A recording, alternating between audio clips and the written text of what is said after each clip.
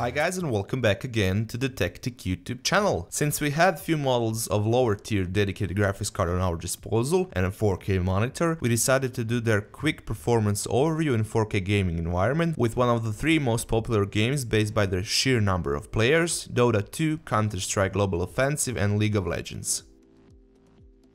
As you can see, in front of us stands one GTX 750 and one GTX 750 Ti from Gigabyte, one XFX R7 260X and one R9 270X from Sapphire, which is maybe a bit out of the league in comparison with the first three cards, but still a good example on what you can get if you go a few bucks higher with your choice. You can find these models ranging from as low as $90 for the GTX 750 to around $150 for the R9 270X.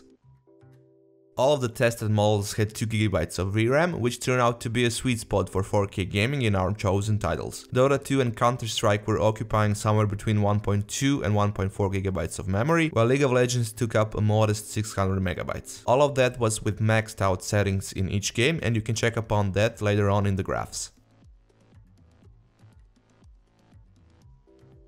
For our test configuration, we used the system listed out on the right, base of it all being an X99 platform with the Core i7 5960X and 16GB of DDR4 RAM. And for the monitor, we used the Dell's U2715H 4K model. Starting with the Counter-Strike, you can see a pretty consistent, small and expected difference between the first three graphics cards, just above that sweet spot of 60 FPS for a first-person shooter game, while a bit stronger R9 270X went almost all the way up to 100 FPS.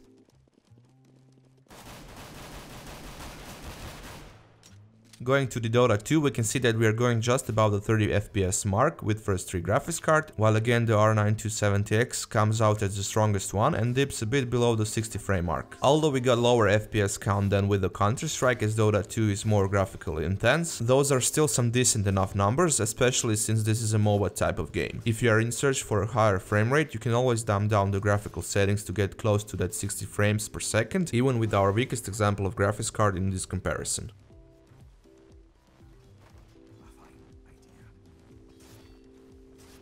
League of Legends was capped with our monitor refresh rate, and that's the reason why we have 60 FPS across the board. The game itself is far from what you will call a demanding game hardware-wise, and even for 4K resolution, these four models of relatively cheap graphics cards were an overkill for it. All in all, the final conclusion which we can put out after seeing these results is yes, you can play your favorite multiplayer games in 4K resolution and high graphical settings, even if you have a thinner budget for your dedicated graphics card.